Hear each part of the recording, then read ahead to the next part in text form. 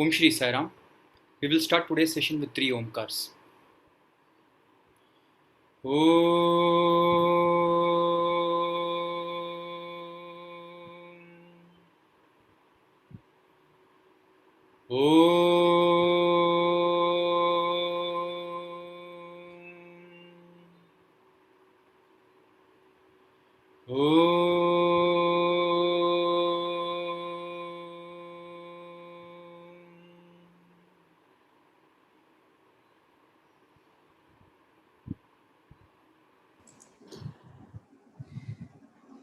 Loving Sai Rams and a warm welcome to the entire Sai family, not just in India but across the world who have joined live today.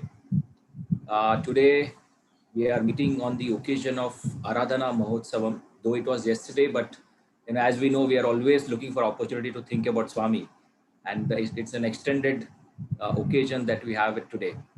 But besides Aradhana Mahotsavam that we have, it's also an important opportunity for us to look at that where we are today. In fact, today is the world also celebrates Mahavir Jayanti, the birthday of the 24th and the last Tirthankara of Jainism. The Lord Mahavira was born today. So it's a Mahavir Jayanti, very, very auspicious day, in addition to the 10th Aradhana Divas that we have.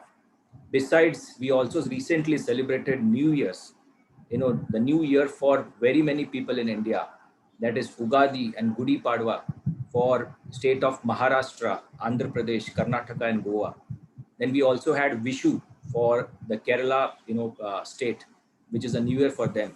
Then we had Tamil New Year as well celebrated recently. And finally, we had Cheti Chand also celebrated by the Sindhis. So we have very many New Years, which is recently celebrated by all these, separate set of kind of people. We also had in the beginning of this, in this month, we had a Good Friday and also Easter Sunday.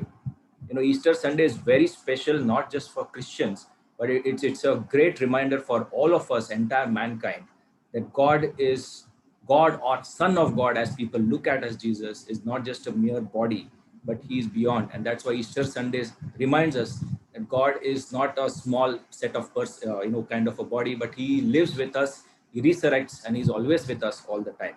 And that's why it befits very well with Aradhana Divas. That Aradhana Divas, a lot of people call it as a solemn occasion. In fact, it's time that we graduate and say that Bhagwan, exactly 10 years ago on this day, decided to multiply himself into many Swamis and come to our house and stay with us as a family member. It's also an opportunity to make our homes as Prashant Nilayam. And COVID actually reminds us that stay at home, we have Swami right next to us, and make our home as Prashant Nilayam. So Easter Sunday and Aradhana Divas has a beautiful correlation reminding us of the divinity, which is beyond just a small frame. We also have an ongoing Ramzan month currently, which is an auspicious, very auspicious holy month for Islam faith. And it will culminate into a Ramzan Eid on 13th of May.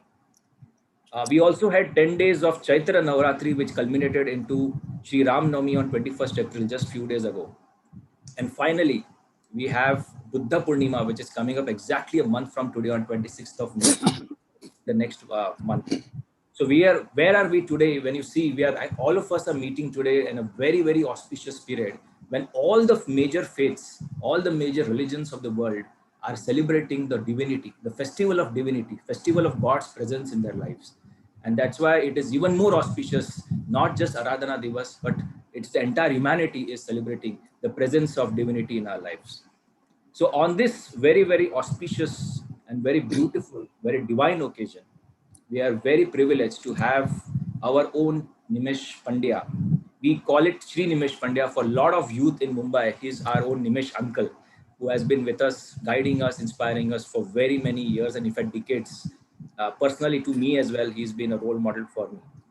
So let me introduce him, though most of us know him, but for those who are new to Sathya Sai organization across the world, it's an opportunity for us to know our own head of family in Sathya Sai organization in India.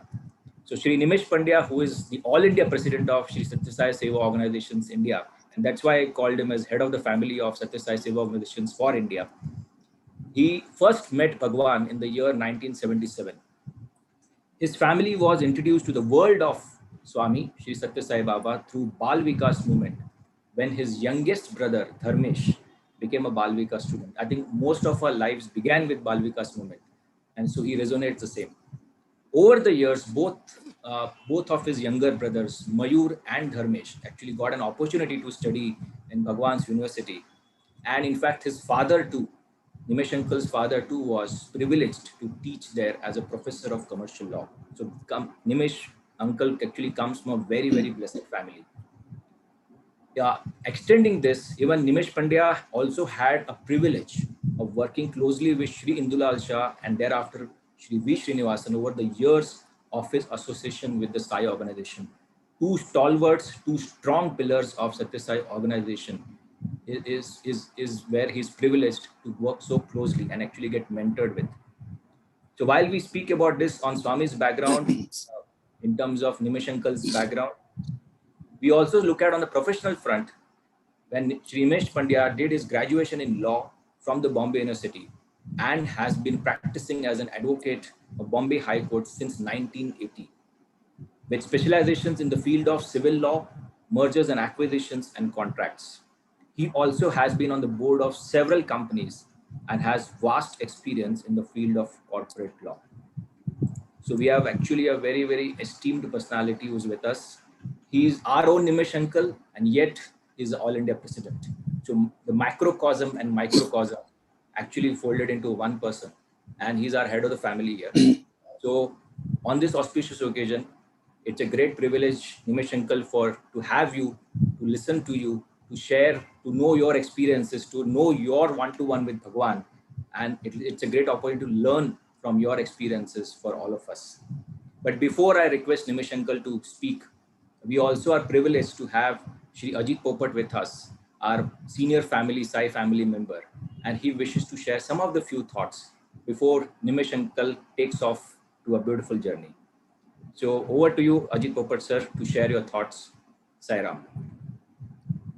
Namaste Purushadhyaksha, Namaste Bhaktavatsalaha, Namaste Sai Nathaya, Namaste Sathya Sai. My dear brothers and sisters, it was 26th of January 1991. The time was, I think, 4:30 in the morning. Brother Nimish Bhai came to the bhajan hall. Swami on the previous day had asked me that I should not be going directly to the airport. I had come with a small group, and Swami asked me to go and visit Dharmakshetra. And he mentioned to me that tomorrow is 26th of January. All the school children will come for the morning session. I will make arrangement for everybody to come there. You give a puppet show there. And there afterwards, you attend the Dhwaj Vandan. Nimish Bhai had made all the arrangements, and it so happened that was the first time I met Nimish Bhai. There afterwards, I have had innumerable meetings, interactions, and we have shared each other's views openly and very wisely. I must say that Swami, out of his love and compassion, explained to me complete A to Z alphabets. This evening, I'm having a very short time. I think this will be the smallest and the most significant puppet show of my career. That I have been given only 5 minutes, and I would rather stick to my schedule of 5 minutes because I do not want to get uninvited next time, you see. So, I will today pick up a particular very significant alphabet, which is alphabet D. It was in the interview room. Once Swami told me that, Puppet, what is D? When you were a child, D was D for dog. Chai, those days are gone. I will tell you what I understand by D. And Swami explained to me devotion, duty, discipline, determination, and discrimination. In the literature, you will find that Swami has given this meaning of alphabet D, and there are only 4 of them. But Swami for me explained duty also. Discipline, duty, discrimination, determination, and devotion. Now, when we come to Nimish Bhai, over a period of time I have observed, and particularly we have been associated with, particularly in the time that I am living, spending some time in India, I visited a number of states where Nimish Bhai later on also visited.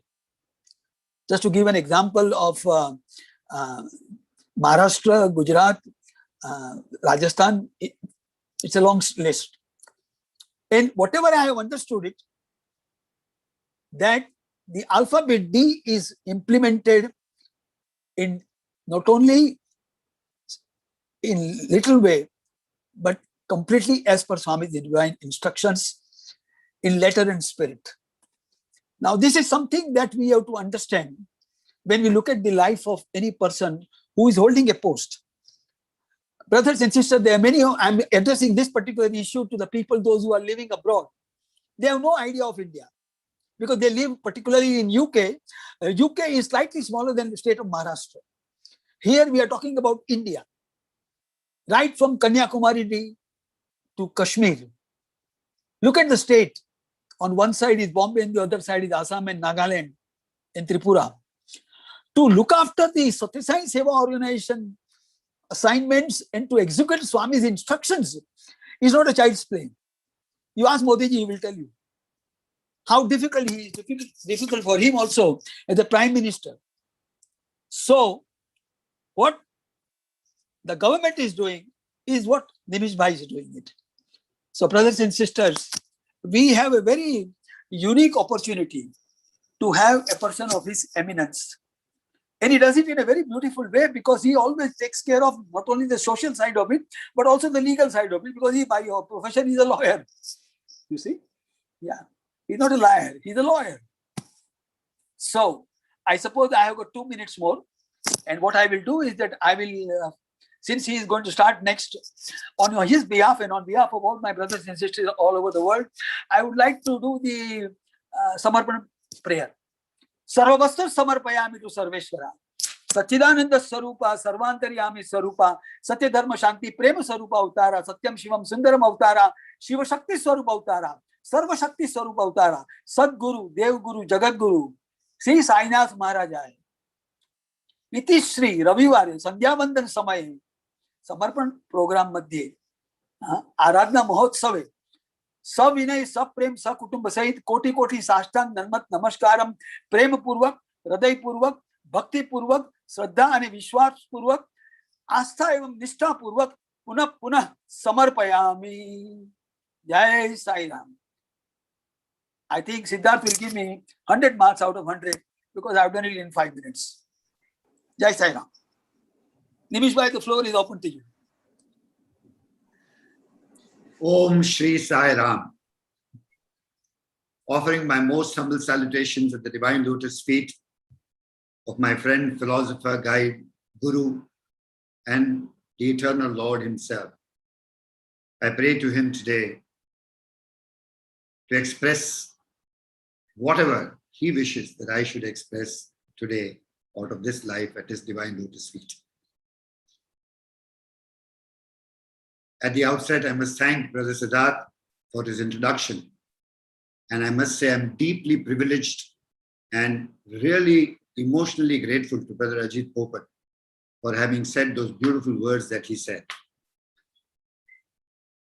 But Brother Ajit Popat, so spiritually experienced with the immediate presence of Bhagwan, and so do I. No, really, the truth is that it is the Master who directs and makes all of us the puppets that Ajit Bhai always speaks about. In our world of Sai, Ajit Bhai is the big puppet, and we are all the small puppets around him. But actually, it's a massive puppet show that Bhagwan has set up.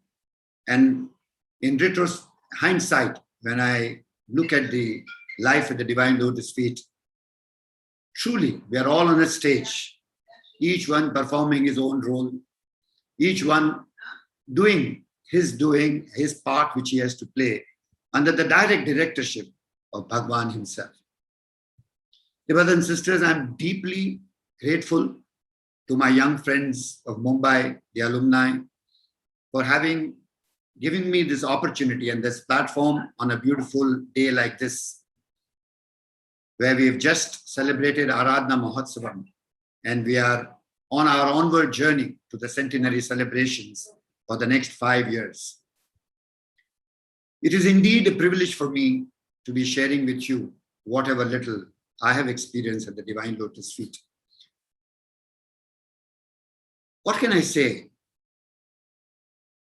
When I look back and listen to the several samarpans that have been taken place all over the world, I'm humbled that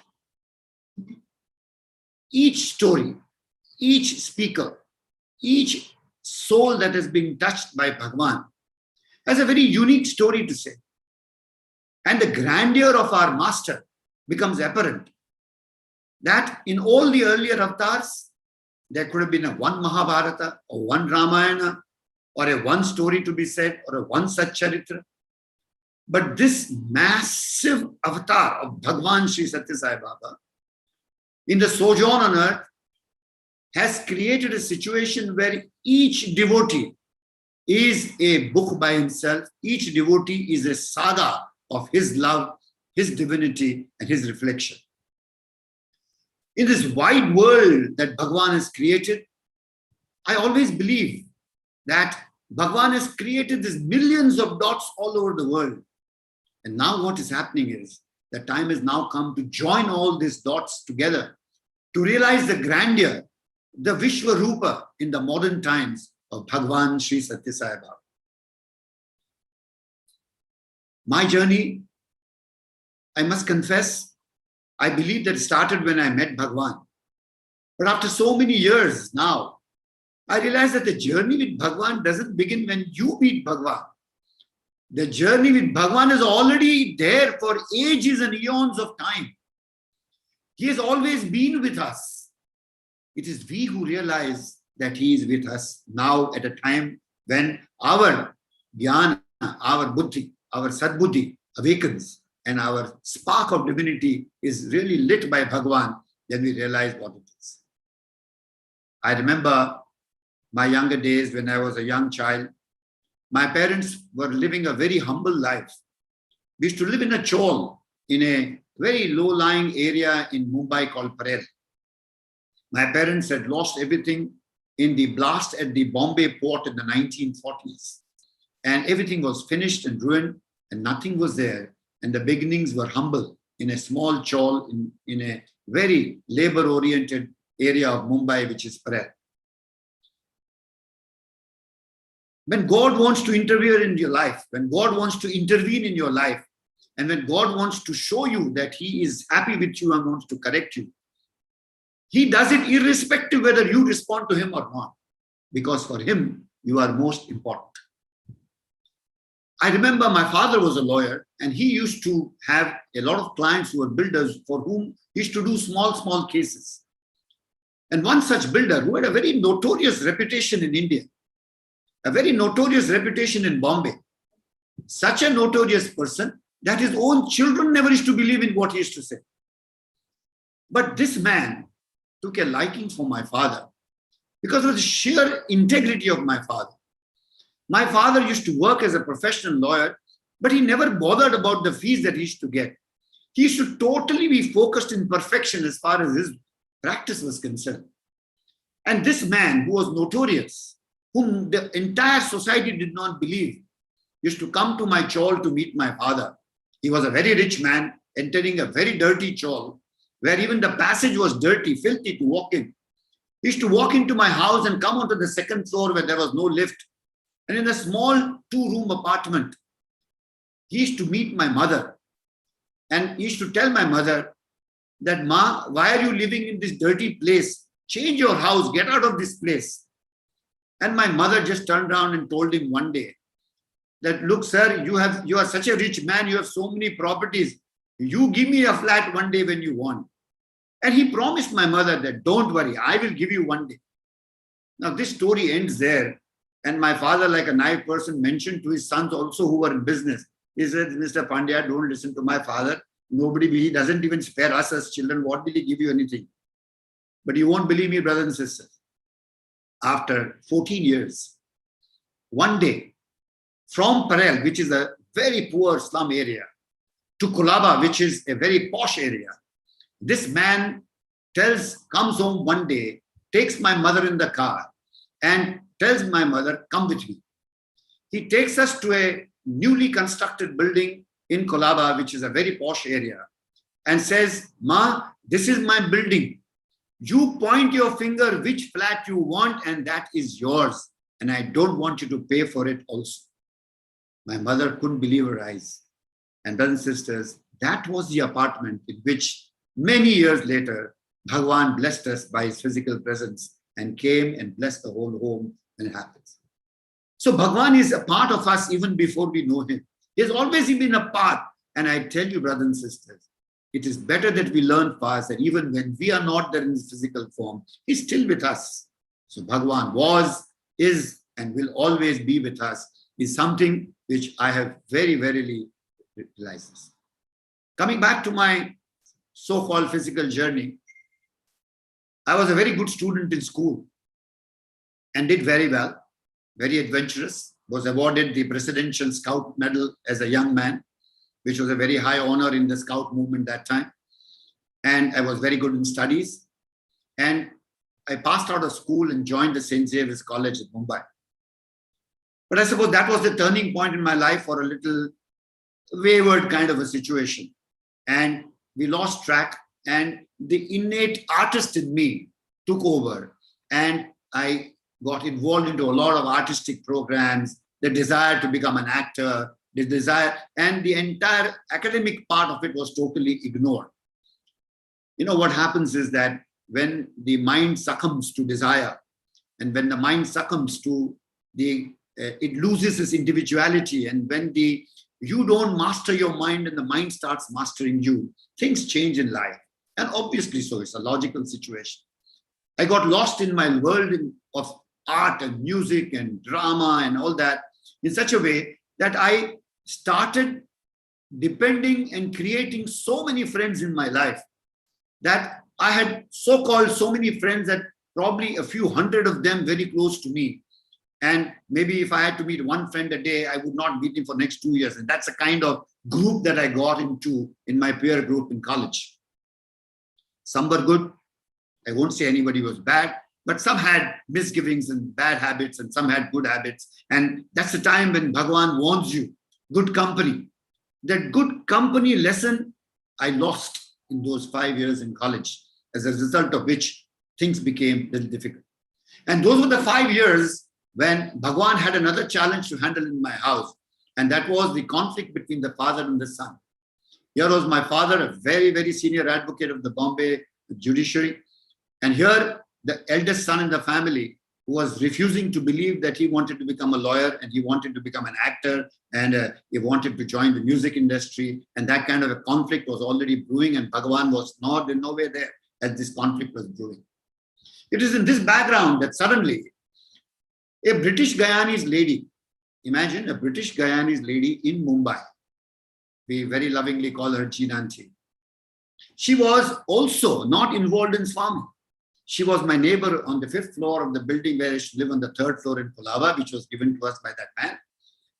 And this lady was as worldly as I could imagine. And both of us gelled very well because we were on worldly topics, on worldly music and laughter and party and all that.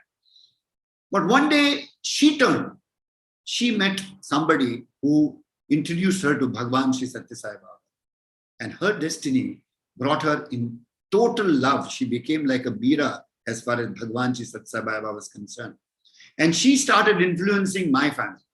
Now imagine we were a joint family, Mayur, Dharmesh, myself, my father, my mother. But I must mention that my mother is a very, very spiritually strong woman. A woman of great character, who used to hold the whole house together despite the fact that we were all wayward. Dad was a very a very logical person where spirituality didn't count too much. He was full of character and values, but totally logical and no spirituality. Mayur was a flamboyant, young, handsome-looking man who was a part of a fashion circle, and Dharmesh was too young, and he would have followed suit of the two elder brothers had it been not for the intervention of this auntie called Jean Auntie, who took this boy into the fold of Balvikas. Now, every day, Balvikas happening with this small little kid coming home with shlokas and small little kid coming home with stories of Ramayana and Mahabharata. And both me and my brother Mayur in a different frame of mind. And we used to be really fed up and we used to say, what is this nonsense happening? And look at the planning that the master does. This was the same time when Jean Auntie impressed my wife today, Kamla, who was a very young Balvikas guru in her time. She used to come to our building, and she was the teacher of my younger brother, Dharmesh, as a Balvikas guru and the assistant guru to Jean Auntie. So Bhagavan had already planted the seeds in the house where these two people called Nimish and Mayur had to be transformed and had total charge, none of us realizing that we were already in the ambit. This person comes and he creates a situation when God holds you, there is no way on earth you can get out of it. Okay? Because if you miss one, there'll be another angle coming. If you miss, there's another angle coming. And on one hand was Jean Auntie trying to bring this boy into my house, youngest brother, doing shlokas. And it was very happy that my mother turned to Bhagavan immediately. And she realized that her Ishtadev, which she was sort of praying to for so many years before, she found that realization in Bhagavan Shri Sathya Sai Aradhana. So now, out of the family of 6 or 7, 2 wickets are down with my mother and Dharmesh on track. Now it's my father, myself, and Mayur, which is going on. And then he realizes that to me, I have too gone deep into the worldly affairs. I've gone far away from the center of the Do pattern into the world. So, but Mayur was still likely, and maybe his destiny was different. So his anger was different. Though I was a little diplomatic person, Mayur was a straight-faced chap, on the face, whatever he has to say, and he would be bold enough to do and say whatever he has to. So when this became too much of the intervention of Balvikas in the family, where everything got controlled by Balvikas' prayers and everything, he blew his head, and the first photo came with Dharmesh Swami in the house. He just picked up the picture and turned it around one day and said, look, I don't believe you. If you are God, you can turn yourself. He said this and he vanished from there. On my building, now there was one more devotee family, Mr. Madhavan. So we have Mr. Vaghela, Jean Vaghela on top and Mr. Madhavan on the side. So there are now 2 tentacles have already been put by Bhagavan there. Now, the Balvikas class happens in Madhavan's house. The bhajan happens in Madhavan's house. There is a lady called Kamla coming to as an assistant guru in that house. And Madhavan has a son who's the same age as Mayur. Today, he is a very big, sort of a CEO of a very big company in the British Isles, and both of them were young, Mayuri. Now, Madhavan had an auntie in Bangalore who was closely connected to Vrindavan. So its situation arose that one day, Mrs. Madhavan said that I am going to Bangalore, and Mahesh Madhavan, the son, says, they were very good friends. He's telling Mayur, let's go because I'm going and I need some company, so why don't you come with me? So Mayur accompanies and he knows that these people are going to go to Whitefield. So he's telling Mrs. Madhavan, look, I'm not coming to Vrindavan. I'm going to stay in Bangalore. He makes that condition and he goes to Bangalore with Mahesh. He goes there and Mrs. Madhavan's sister and they all have to go to Whitefield. So the car has to go. So Mayur sits in the car and goes up to the gate of Vrindavan. He doesn't enter Vrindavan. He goes there inside. Now, Swami comes smilingly in his gracious form, walking down the line, and he walks there and gives darshan those days under the tree of the Krishna statue and all that. And this man is standing at the gate, and God knows what happens. One look, just one look. And this man, they say, no, when you are totally anti-God, it's very easy to turn to God because it's just a flip side of a point. There's nothing much work has to be done. God had to only flick one finger for him to change. And this man changed completely. He had already finished his first year science in KC College in Bombay. He had achieved his first class. He was the best model of the city of Mumbai as far as the fashion show is concerned. This man comes back from Bangalore and tells my father that, Dad, I want to go and join Vrindavan College. So my father is shocked. I am absolutely shocked and shattered. And my mother is very happy. And Dharmesh is very happy. And it turned out that the Vrindavan College would not give him admission in the second year. Imagine, he turned out and said, I don't want admission in this. I will do the first year in college once again. Despite getting first class, he joined again and became a student in Vrindavan. At this point of time, brothers, I get a dream. Before Mayur has joined the college, I get a dream where I'm seeing the Vrindavan campus. As whole summer course going on, I'm sitting in the summer course, and Swami is coming in the row in the whole auditorium. I'm sitting in the first row in one of the rows, and Swami is coming inside. He crosses my two legs, goes to the second guy sitting next to me, and talks to him. This is the vision I get. I get up in the next morning and I said, God, what is that? How is it possible? I mean, this can't be happening. I'm telling my mother I'm getting a dream like this, but how will I go? My mother says, don't worry. If he has given you a dream, it will happen true. I didn't know this. And I tell you, because Mayur joined the Vrindavan campus, I as a family got an opportunity to attend the summer course. And brothers and sisters, I was sitting in the same seat and the same scene unfolded in front of me, where Swami walked, crossed my 2 feet, spoke to the next man, looked at me, smiled and went back. Now the whole conflict was still there of the study of law. I was doing law very uninterestedly. I mean, there was no way I wanted to do anything. I used to carry my constitution book, and I had a friend of mine who is now in the US, Mahendra Sharma. He was very enamored by Bhagwan. So he used to come constantly to my father, because he was my father's client also regarding some rent case. He used to constantly come to my father, and he used to say that, send Nimish with me, send Nimish with me. And my father agreed one day that, okay, Nimish, you go with him to Vrindavan. I went there, called by himself. It was a call of the divine. I took my constitution book and sat in the darshan in the Vrindavan campus. And in the Vrindavan campus, while I was holding my constitution book, I made a mention that, Swami, if you think I should become a lawyer, please bless this book of mine. And I think that was the turning point in my life when Bhagwan came for darshan. Didn't speak to me. He came and his entire robe touched my face as if it was covering my face. And I went into a trance for nearly 3 to 4 minutes.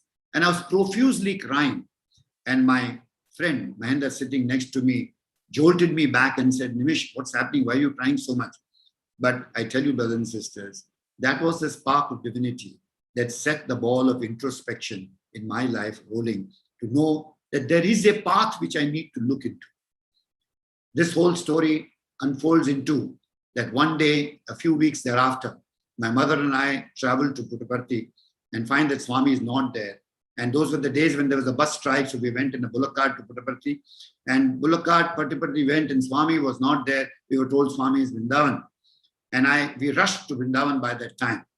In this time, my mother had established such a rapport with Bhagwan that I think it was a soul that was meeting the master after a great yearning. And my mother and Swami had become very, very close.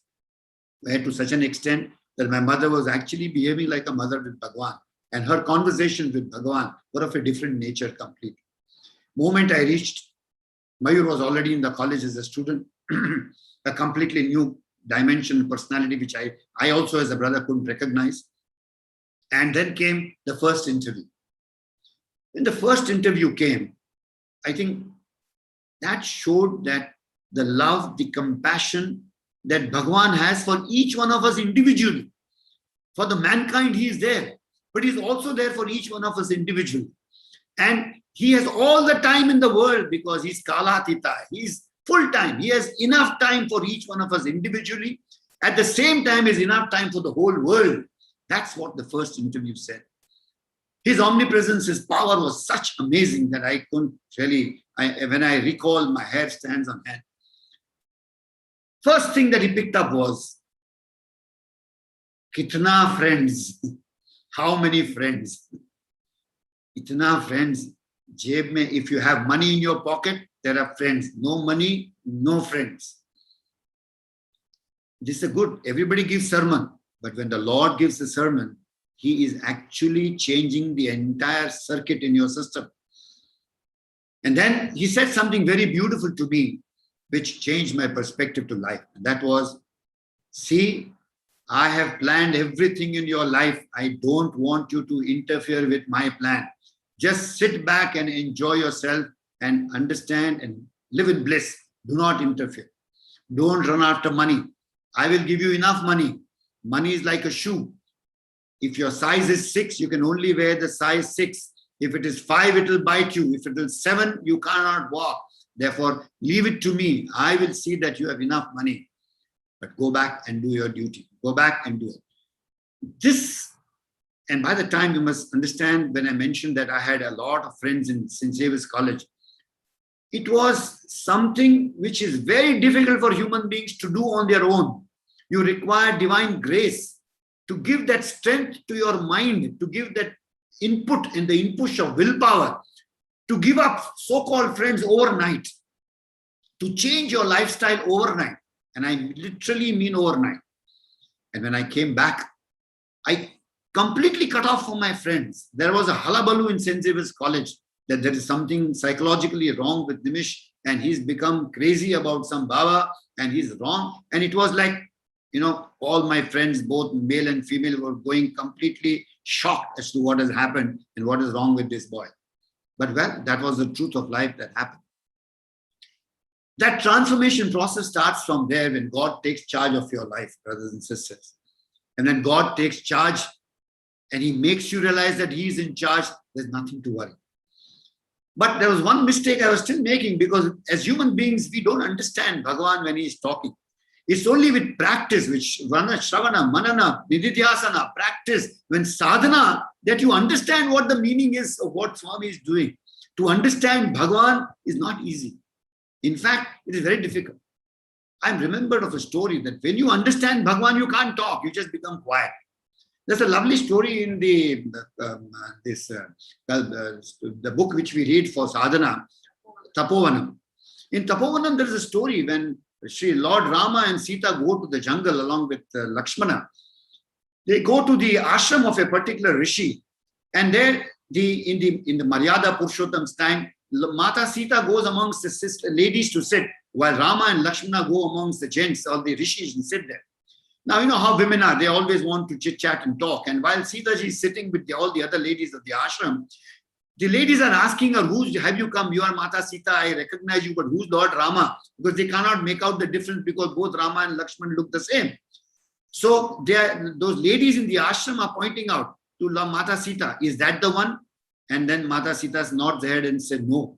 Then say, is that the one? Mata Sita says, no. She doesn't speak. She just nods her head. Is that the one? When ultimately they point out to the right Rama, who was the real Lord Rama, Mata Sita just becomes quiet and bows her head down. Brothers and sisters, if the test to know whether you really know Bhagavan or not, or whether you understood Bhagavan or not, silence is the answer. Because once you know the Lord, you cannot speak. The way I'm speaking to you just now is an evidence that I still don't know my Bhagavan because I'm still speaking. I'll become speechless the day when I know my master. And my yearning is to know my master when I become speechless and absolutely quiet. The Lord takes charge, brothers and sisters, and he knows the next problem that he has to tackle is the problem between the father and the son. The son wants to become an actor. The father wants him to become a lawyer. And this conflict is an amazing conflict, a high drama of a drama in a drama which is happening right now, and the director intervenes. It's like the director coming from behind the stage onto the stage and actually directing the drama in full view of everyone. The story starts, he says, my father complains to him, not becoming a lawyer. Swami, all that practice of mine. I'm saying, Swami, it's a very boring subject. I don't like it. And this tussle is going on. And I have not understood Bhagavan even now and even then. I'm still thinking Bhagavan, when he said, I am the only friend, there are no other friends, he told me. When he declared that, I thought this physical form is my friend, which was again a mistake because he was saying, I am the friend, I'm inside. The inward journey was being indicated, but I was not ready for that lesson and that test yet. And therefore, I'm still believing. So I'm still talking to him as a friend. I'm talking to him as a friend as I would speak to my other friends in Mumbai. Then I'm trying to argue with him and I say, Swami, you don't know. It's a very boring subject. You don't know. You haven't seen the books and all that. You have no idea what happened. Ma'am, मैं पढ़ता हूँ मगर याद नहीं रहता है, Swami, and I've seen my father struggling. Why are you forcing me? I even did my research to find out that Swami had mentioned somewhere that 7 generations of lawyers ahead and 7 generations back all will go to hell because lawyers are the root cause of all the trouble in society today. So I remembered this. I said, this is to my advantage. I must quote this to Bhagavan. I quoted it to him. He said, no, don't worry. You don't worry. I will look after your 7 generations back and front. You become a lawyer because I will.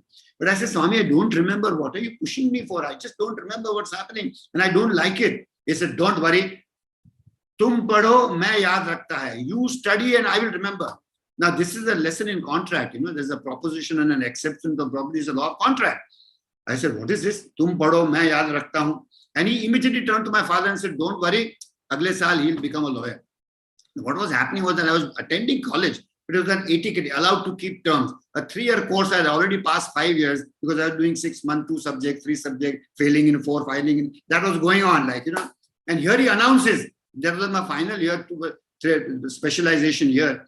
And he announced to my father, don't worry, he'll become a lawyer.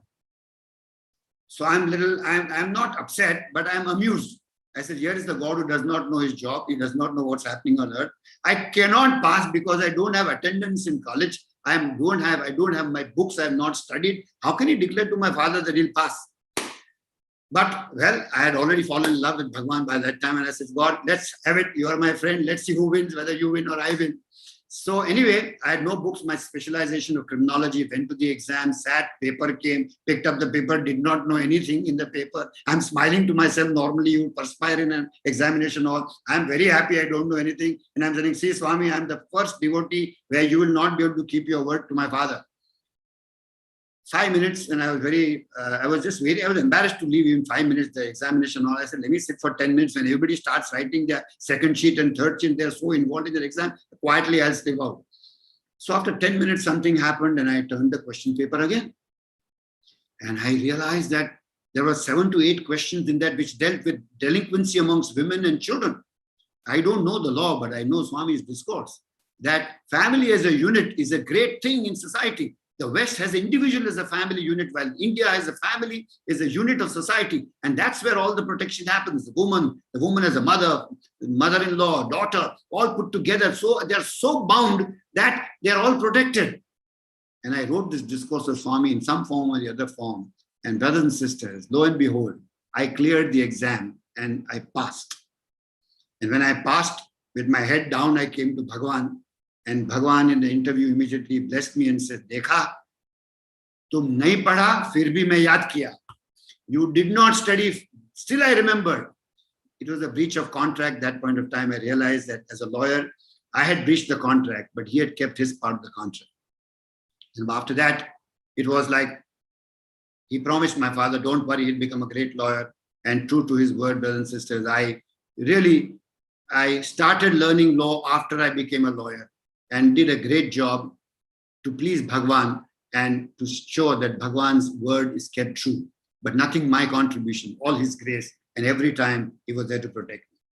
While this is happening, simultaneously, another drama also is happening as far as my personal life is concerned. I am getting involved with Bhagavan and I'm working with Indulal Shah, as you rightly mentioned. And how do I get associated with the Sai organization? Because still this is all personal. Now, knowing that I'm a great dramatist, or so the world thought, or I thought, Jinanti, one day there was a drama to happen in Prashanti. I did not know Indulal Shah. I did not know anybody by that time because I was in my own world. And to me, my world of Sai was the Pushpa Kunj Bhajan and Jinanti and her husband who were the conveners. And I was there a part of that small little world of Swami and coming to Swami directly because Mayur was there already a part of it. That was my world. But probably I had a larger role to perform in the divine plan of Master. So there is a drama happening where Indubai wants to get some children from Bombay to perform on the stage in Purnachandra. Pandurang Dikshit was alive that time. So Pandurang Dikshit had written the script and they were trying to do something, but they were not happy with what they were doing. So Sarla Aunty knew, Jina Aunty, and Jina Aunty knew that this buff is a drama buff. He's a good guy to take him. So she took me one day and said, come on, Nimish, we have to go somewhere. I said, where are you taking me, Auntie? Now, come on, we're going to somebody called Indulal Shah. I said, okay, we go. We went to his bungalow. And what do I see? A bunch of children, a script, a drama, and Pandurang Dixit sitting there. And I saw the script and I loved it. And I started immediately. I put the drama. I think that was my great association with Pandurang Dixit and Indulal Shah, which started. Salanti was very happy with me, and so was Indubai. And that's where my entry into the Sathya Sai organization started as a Bal Vikas involved person for drama. And that drama was called, you know what? Dekhi Sai Ki Leela. See the miracle of Sai. That was the name of the drama. And that's what my life is. That's the whole thing changed till now. And that's where we are, Dekhi Sai Ki Leela. I took the whole batch of children to Puttaparthi. The drama was well received, was very well done. And by that time, from that first drama, the opportunity to perform musical events and dramas in Prashant Nilayam became a yearly affair with me under the guidance of Indulal Shah and the opportunities that he gave me. So on the one hand, look at the grace of Bhagwan, how Bhagwan balances life, how Bhagwan is stressing that balance with love and affection and patience can bring great results to all problems. Here is the wish of the father who wants me to become a lawyer. And here is my wish that I want to be an artist. And what a beautiful way Bhagwan balanced both the situation by making my father happy by becoming a lawyer and also satisfying my urge of art and drama and music right there in his divine presence. He said, why are you going anywhere else? Come and join me. And that's where I started learning my spiritual lesson. Siddharth, I'll request you to play. I'm going to play 2 videos which deal with this thing. Both are, to my mind and in my life, great messages that I learned.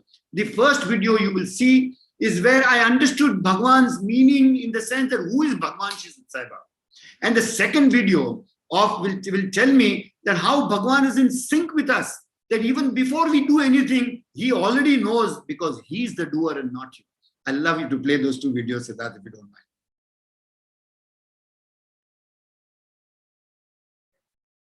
నాకు మీకు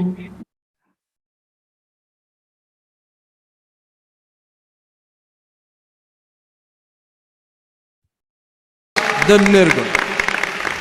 Yes. Yes, yes. What a fool I am. Trying to find God by writing letters at a physical address, without realizing that the very God to whom am I writing is right there within my heart. And foolishly, I have missed him out every time that he entered my heart and made his presence felt. I couldn't hold him back. I couldn't hold him back. He came to my heart and made his presence felt so many times. But my habit of looking without made me miss looking within. Come, Manav, come. Let us pray together. Swami, I want to cry my heart out and tell the whole world that Sathya Sai is everywhere and Prashanti Nilayam is in our hearts. I want to tell the whole world that true devotion to Bhagwan is to realize his Nirguna form. But, O Saguna Sai, this can happen only with your Anugrah. I beseech you, O Swami, come, come, stay in my heart, stay in all our hearts. But with one condition, Sai, never, never, never leave our hearts once you've established yourself in us. Very important to know here that while the voice of come, come is going on, Swami is saying come, come at the same time, at the same place. That is the power of the master who controls everything. He knows everything. There is nothing hidden from him. He is the one who brings that. He says, come, come, come. That point was an amazing point for me. He says, when he says he is the doer, he is the master, we are nothing. And to realize in day-to-day life, every moment that he's the doer is the greatest sadhana that anybody can embark upon. And to know who Bhagwan Shri Sathya Sai Baba, why I got attracted to the master, is in the next one, which he says. If you play the next one, he explains so beautifully what it is and what we need to do is something that to be seen very well. Let's play the next one. the supreme verdict by the Supreme Master himself. ప్రేమ స్వరూపులారా, embodiments of love. దైవాన్వేషణ జరుపుతున్నామని భావిస్తున్నారే కానీ దైవాన్వేషణ జరపటం లేదు. Though you declare that you are in search for God, in fact you are not doing it. అట్లా వెతికేటువంటి వాడు మూర్ఖుడు అని చెప్పవచ్చు. The one who searches himself in the outer world is a fool. నిజంగా సాధన చేయటం అంటే నేనే అనేటువంటి సత్యాన్ని గుర్తించుకున్నప్పుడు వాడికి ఇంకా మరొక సాధన అక్కర్లేదు. In the name of spiritual practice sadhana, we are wasting our time. The moment you recognize the fact that I am I, then and there itself reality is experienced. కనుక ప్రతి మానవుడు కూడాను తనలోనే ఉన్నటువంటి ఒక సత్యాన్ని తాను గుర్తించడం అత్యవసరము. Therefore it's most essential for every man to turn inward and know his true nature. నేను మీకంటే వేరుగా లేను. Bhagavan is not separate from you. నేను నీవు ఇద్దరు ఒకటే. In fact, you and I are one. Saibaba Saibaba Saibaba అనుకుంటున్నారు. You all say Sai Baba.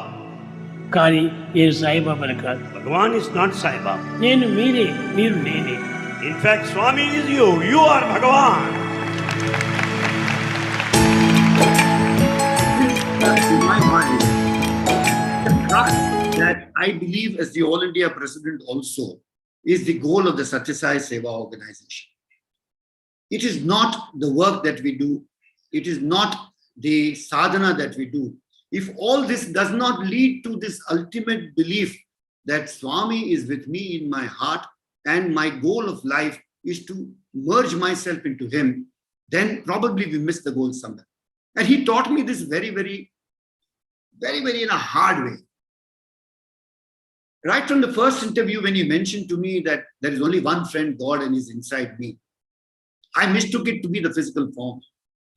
And it happens in friendship. When friends part, it brings a lot of pain. Swami stopped talking to me. Swami started ignoring me. And those were very painful days, as all of us know, and all you students know. It's a very painful period to go through. But it's a great learning lesson. That how long will you keep on looking outside? How long will you keep on doing outside? And this lesson is that how long will you be attached to the world outside? How long will you be impressed by other human beings? You're supposed to be impressed by God. You're supposed to be realizing God. You're not supposed to be getting impressed by other people. And two incidents I want to share with you which taught me this lesson very strong. One was that it was some function in Prashant Nilayam and all this happened. And the function got over. And in Dubai was a very tough taskmaster. In fact, he taught a lot of lessons that Swami used to. In Dubai, used to never let us be in a glory mood after a function was over, even to say that, okay, we've done this. He used to never put us in front, so nobody in the world would know that you've done the work, and you will feel in your heart, oh, nobody knows. But nobody used to know, because his philosophy was Swami's mandate: do the work, surrender, and don't remember. Okay, we were never given privilege to sit in front. My privilege of sitting somewhere even closer to Bhagavan came much later in life. At the time when I was active, I was nowhere. Therefore, working without a post was a great lesson that we learned, because we used to work to realize Bhagavan. We never used to work to do some work and get credit for that work. That was the stark difference. And it was after some function like this that Indubai and Salaban decided to go to Rameshwaram. And you see, why I'm saying this incident is that it's a part of a continuous ongoing training which is going on. When I went to, when the program got over, Kamla and I both went together and we went to Rameshwaram. And that's time when my father was teaching in the university, he was sitting on the portico. Moment I left Prashant Nilayam with Indubai and Sarlaben to go to Rameshwaram, Swami came out of the interview and caught hold of my father. And he told my father, where's your son? Now imagine the omnipresence. Where's your son? My father, like a peacock, got up and told him, he thought the good thing is gone with Indubai to Rameshwaram. I didn't go for a party. When my father told him that Swami, he is gone with Indubai to Rameshwaram. Oh my God, hell broke loose. And he said, why did he go there? Who told him to go there? What is there which is not here? He was saying in Hindi, udhar kya hai jo idhar nahi hai? If you see, if you analyze this, it doesn't make sense, no? I mean, but spiritually, it was a lesson to be learned. That when you are there with the ultimate truth, what are you wandering around different places for? But there was a second correction to be done. As a young man, I was totally impressed by Indulal Shah. And that also was not spiritually correct, because I was to be impressed with Swami, not with Indulal Shah. Okay. And that's what another story I need. There was the inauguration of the EHV building in Dharmakshetra. And there was a foundation stone ceremony being laid down. And it was the mid of summer, and Swami was made to sit on one of the areas where the sun was directly on his head. And I was to take charge of the children and do a performance of on music, the symbols of the various religions. When I started, after me was the Sathya Sai school in Dharmakshetra's performance. Moment I started the first round of the first symbol, Swami shouted from top, "Hey, selfish, stop it." Now, in front of 10,000 people, when Swami shouts at you and calls you selfish, it is complete shatter. You can't get out of that. How I got up and how I lived that moment, I don't know. But my love for children made me do something which became a saving factor for me. The children were halfway down the performance. So in my mind, I said, let the children finish and come inside the green room, then I will stop. Now that was a 30 to 40 second window. After the command from the master that stop it, 30 seconds I took extra to let the children go, because I didn't want the children to suffer. But in the meantime, Swami was sitting on the chair and Indubai was standing behind the chair. And Indubai panicked. He started signaling from behind, "Stop, stop." He saw 30 seconds going on, I'm not stopping. And he's signaling from there, "Stop, stop, stop." Now look at the analysis of this situation. You can imagine like a drama. Swami has commanded, I am taking 30 seconds to stop. Indubai is waving from behind, and the scene ends and I stop. That was the day when the first meeting in India or all over the world of EHV teachers was to take place in Satyadip on top. I was to take the lead in that meeting, and I have already been ordained as selfish in front of the entire public. I had no heart to go for the EHV meeting. And that time, then I did not go up. I decided, I was shattered. I said, ego, even when you're hurt, your ego comes in the picture. I don't want to go up. Why should I go up now? I'm selfish. Bhagwan has cleaned me now. I can't do anything. This ego of man is a very dangerous situation. Whether it is a aggressive ego or a passive ego, it is dangerous in all forms. I did not go up. I packed the children, gave them their biscuits, put them in the bus and stood down. Complete tears rolling down my eyes. Meeting starts on top. And Swami comes in the Satyadip and all the THV teachers are sitting there, and Kamala happened to be there. And what Swami says, you see that Mayur's brother, that time he never used to call me by my name. He student never liked my name. He said, Mayur ka bhai, Mayur's brother. You see that Mayur's brother, when Swami told him to stop, he did not stop. But when Indulal Shah told him to stop, he stopped. In Bombay, Indulal Shah is captain, follow the master, he's the master, follow the master. Now this news comes to me back in the afternoon down, that Swami said this. Imagine, as it is, I am shattered and I'm doubly shattered. This is like completely ousting me out of the realm of Bhagwan Shri Sathya Sai. It was never my intention, but unconsciously, Swami was trying to teach me a lesson. Then Swami came down in the evening for darshan, and I had the duty behind the curtain to open the curtain for Swami to get out. So before Swami came, and I wouldn't allow him to open the curtain, I used to say, Swami, you are master, not Indulal Shah. Swami, you are master, not Indulal Shah. Nahi, I know. But you see, Bombay. No, I said Bombay or no Bombay, the whole world, Swami is a master. That went on for 3, 4, 5 times until he didn't relent. I had my Pad Namaskar, and then I opened the curtain to let him go out from this. But that day I learned that there was a flaw in my character, that I was very easily impressed by people. I used to trust people and get impressed by the world outside, but that was not the path of sadhana. The path of sadhana was to remain ensconced within yourself. Balance was the way of life, and balance is only in the state of balance that you realize the presence of the master. And therefore, that balance in day-to-day life was being taught by Bhagwan Shri Sathya Sai Baba to me at that point of time. There is an incident also that this balance comes with sadhana, brothers and sisters. And therefore, sadhana is a very important situation. 2 instances for sadhana, and I would like to share with you immediately. You see, prayer and practice. Practice is many things that we do in the Sathya Sai organization. We do jap, tap, dhyan, meditation, bhajan, nagar sankirtan, seva, everything we do. But that practice must be imbibed and internalized with the faith that all this is being done through you by Bhagwan. Because when Bhagwan tests you, you can be in difficulty. The first test was practice. It was one drama, Tripura Rahasya, which I did some time back. And the crux of the drama was that the sense of doership is the biggest hindrance between God and man. Doership, I did. Very difficult to remove, but it's very much strongly there. I did. And after the drama got over, all my Balvikas children had learned the lesson that doership is a problem. You should not take doership. You should surrender everything. And Swami was so happy with the drama, he called me and made me sit next to him near the chair. And suddenly asked me, "Bahut acha drama, very good drama. Who did?" So I am saying, Swami, Bombay Balvikas, Gurus, all of us did together. 2 seconds again, very good drama. Who did? Again, same answer. Third question, fourth question, 10 times he asked me, who did? And I said the same thing. At the 10th time, the bhajan was going on, the aarti had not happened. He asked the boy to push the chair and he left in disgust.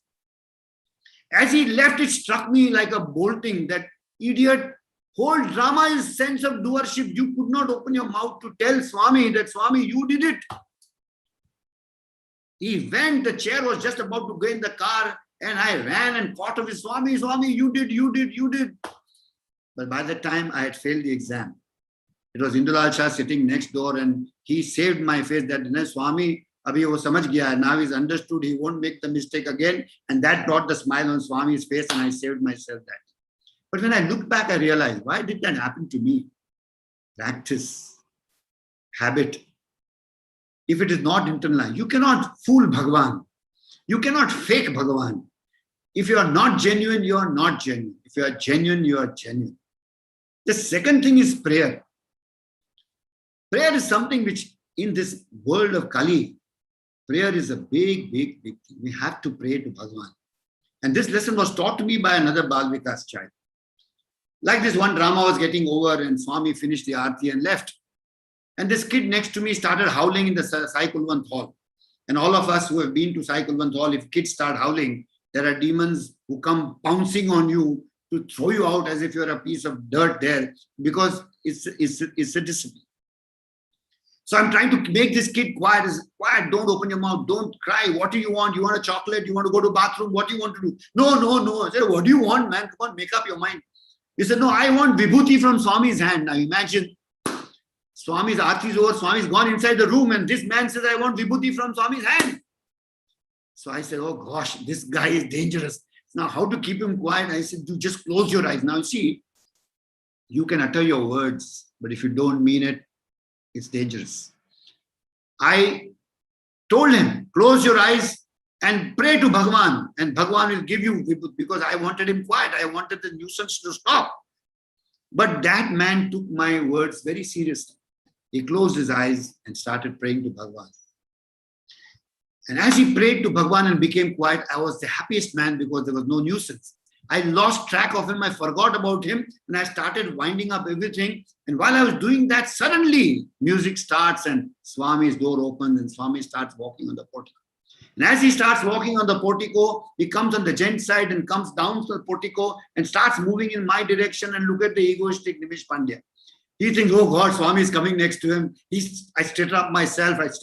I'm lost, oblivious of this boy sitting next to me. I'm thinking, and Swami comes straight to me and comes so close that his stomach is literally in front of my face. And then I look up like that and I still, Swami. Then Swami points a finger at that boy and says, wake him up. Then again, the consciousness comes that this boy is sitting next to me. I wake him up. Get up, son. And he opens his eyes. And brothers and sisters, what interaction I see is something which I will never forget in my life. A lovely face on Swami's face. A lovely smile on the kid's face. Swami asks this kid, what do you want? And this kid says, Swami, I want vibhuti from your hand. Swami materializes vibhuti, gives to this boy, and then looks at me in a manner to say, idiot, you didn't believe in the prayer, but the boy knows that prayer works. That boy today is a very senior scientist in the NASA. And I call him my worldly guru for having taught me the importance of prayer, that Bhagwan Shri Sathya Sai Baba was wanting to do that. Yes, Swami's humor is an amazing humor. While life goes on with all its troubles and trails, Brother Ajit Popat knows what humor is and what Swami's humor is. And I remember the incident that when Kamla was asked to do law after marriage, and Swami was taking great interest in her legal career. And I must confess on television, I must confess on record today that I struggled to become a lawyer while she became a lawyer with two gold medals. So that is the difference in the family. You can imagine what it can do to a family life if that happens everywhere. And Swami knew this very well. So Swami had this lovely jibe. Swami and Kamla also enjoyed a great relationship. And sometimes I believe that her relationship with Bhagwan is a matter of great grace in my life also. And much that I may have achieved, but we also, like they say, a wayward ship getting the rudder to go straight was my marriage to Kamla in many, many ways. And Swami took great interest in her career. But the incident I want to share with you is that he used to always warn me and correct me for things that I would do wrong in future, if at all I did. So once the first year college happened, and the moment I should sit there is to come and tell me what happened, what's the result. So I used to very proudly say, Swami, she did very well. Second year, then the third year is the final exam. It was like a crowded place. Those were the days in the sands in Puttaparthi. He came from far, like a kid. He came to me running. He said, knowing what happened. And as he came to me and asked me, kya hua, result aa gaya? I said, ha Swami. And I was damn thrilled to tell him that she had passed with the gold medal and everything. I would tell him. And moment I got up, like, you can see the excitement on Swami's side and my side, both the excitement speaking at a point of time. And we are expecting great divine glory and blessings to flow from his mouth. And the crescendo goes and the Swami, she got a gold medal and everything. Acha, she got a gold medal, she passed. Very good now. Every day go and fight in the house together now. Now that was the climax or the anti-climax. But it was a warning, because in the marriage, he had always said that marriage, after he performed the marriage and was blessing us, he says, this is the marriage of two souls. First understand and then adjust. That is the way to life, and that's how you must do it. Normally, human beings don't try to understand. They try to adjust and they fall flat on their face. But that understanding and adjusting message which Bhagwan gave was very, very important for us. And that was it warning. He did that once again, even earlier. Immediately after marriage, Swami started the National Council of Education. And Kamla was selected by him as to be one of the members of the Education Council that time. And they all were supposed to go to Ooty. And Swami had specially invited all these ladies. You know what he does? After announcing that, he comes close to me and says, jealous, no? I'm not taking you, I'm only taking your wife, So he had this great way of preparing people. And he had this way of preparing people with a message. Even to my mother and to Kamla, he used to always say that. He used to come and tell my mother, how's your daughter-in-law? My mother says she's very good. My mother was very smart. She knew exactly what Swami wanted to do. He says, no, Swami, she's very good. No, she's not good. She's only coming for me. She's not serving you. She's only coming for meetings or Bal Vikas meeting, this meeting. She's not. No, Swami, she's. So that, egging on people to realize that don't make the mistakes that I'm trying to tell you. Understand. Therefore, the 5 Ds that Brother Ajit Popat spoke in the beginning are very important to my mind. I think it's a great thing that he mentioned, because people always get lost in duty, discipline, and devotion. But they forget that there are 2 more Ds of discrimination, which is the most important. The Vivek Buddhi, which is so important. And Swami was urging mankind always to use that Vivek Buddhi, to use a sense of discrimination. In life, if you don't have discrimination, you have a problem. Then, he used to always say, Dunna Pota, he used to all the things, because you don't use your discrimination. He will still save you, but he wants you to learn that discrimination, that, look, there is the 5D. People, and I have learned that lesson at his lotus feet, which I share with everybody, that it is not duty, discipline, devotion. Even in today's pandemic times, some people are totally bound by duty, discipline. No, we'll go out, we'll do this. I say, use discrimination. This is a pandemic. The nation has a sense of duty to be performed. Be careful. Don't be over-enthusiastic. Balance is the way of life. If you don't balance, then you are in a great difficulty and a great problem in every respect that we can say that. Tell me if I'm beyond time. Son. No, you have another 10-15 minutes. You can go ahead. Great, super. So then comes the question of Swami being omnipresent and knowing every breath of your life. I want to share two things which I know that Swami used to always correct me on. You see, Mayur was very close to Bhagwan. And therefore, I always had this situation that, oh God, when will I get a chance to sit in the car with Swami? What will happen? When do I go and have dinner with Swami? When do I do this? You know, these thoughts come in the mind. You can't help them. They're all there. And as in the Tapovanam says, all your Shadripus have to be directed towards Bhagwan. So this is valid. You know, you can feel jealous about, you can get angry with Bhagwan, you can feel jealous with Bhagwan, you can love Bhagwan, you can get greedy with Bhagwan. But as long as it's directed to get Bhagwan's grace, it's all sublimation in that point of time. So Bhagwan was to open the Yajur Mandir. And by the time this body's ego had gone up a little bit because he was sitting on the portico with the other people. And he thought that was the ultimate goal of life, if you go to see that way. And a tremendous situation Swami created to reinforce myself. Everybody on the portico was invited for the first lunch in the Yajur Mandir. And all the names were called up. And this, yours faithfully, realizes that his name is not called out. So after the bhajan got over, darshan got over, Swami went, and everybody got up very enthusiastically and started moving towards the Yajur Mandir. Now you see, when God wants to teach you a lesson, he can teach you a lesson in a very, very strong manner. My entire so-called, whatever little sadhana I may have acquired over the years with Swami, crushed. Negative feelings conquered me. The sense of feeling that I am useless, I'm not worth it, I'm not this, started getting into the system.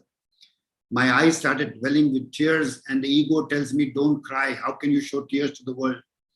And the world also doesn't spare you. Oh, Nimish, you're not coming. You're not coming. You know, they put salt on your wound and they harass you for that.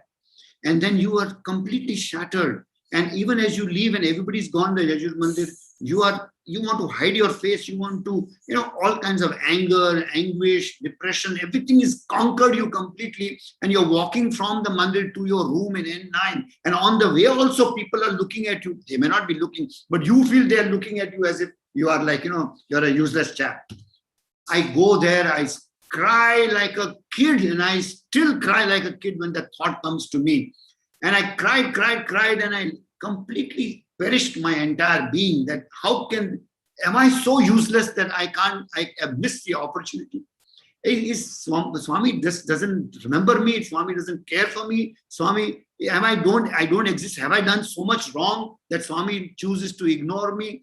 All these thoughts keep on going in my mind. And look at the ego at that point of time.